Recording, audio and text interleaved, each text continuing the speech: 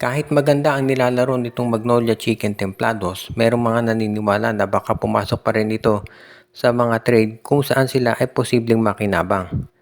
At kabilang daw dun sa mga sabihin na nating posible na mangyari ngayon ditong trade ayon dito sa mga lumalabas na reports ay ito raw Magnolia Chicken Templados ay baka i-trade na itong si Aris Junicio.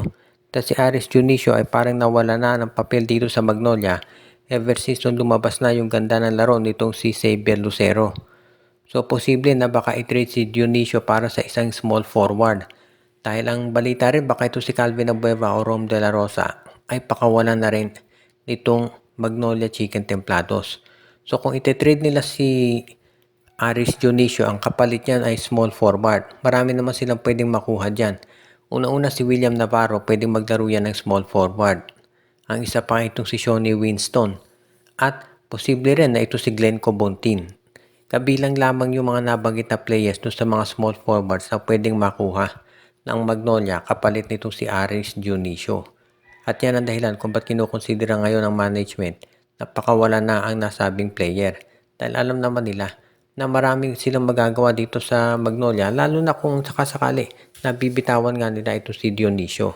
Pero ganun pa man, itong Magnolia Chicken Templados ay kumbinsido na if ever mag-decide sila na i-trade nga ang nasabing player, hindi naman magiging problema dito yon dahil una-una, katulad ng nabanggit natin, maraming mga pwedeng makukuhang kapalit para sa spot nito.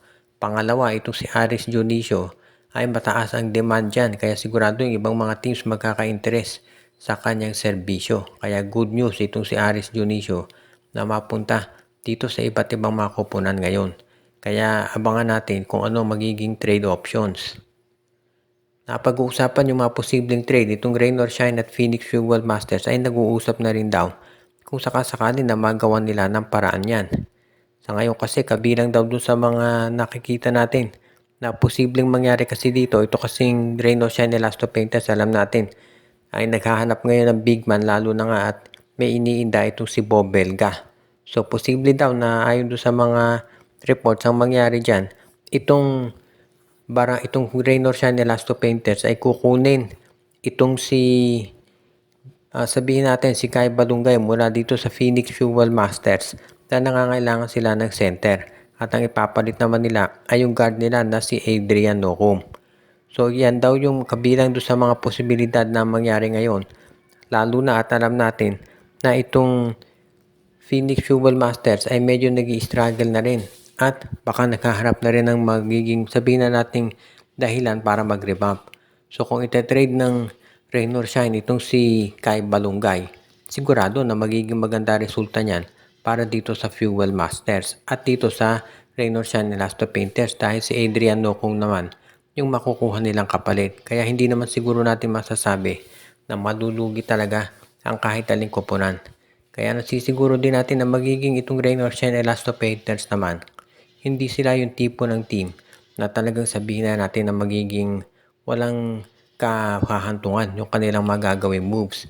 Alam natin si Coach Cheng Giao, determinado yan na maging isang championship contender itong Rain or Shine. Kaya nga gusto nilang makuha kaagad-agad itong si Kai Balungay para maging additional center nila. At kapag ito ay natuloy, nasisiguro natin na itong Rain or Shine ay muling magiging isa sa mga top leading team sa PBA na kaya nang sumabay dito sa SMC at sa MVP group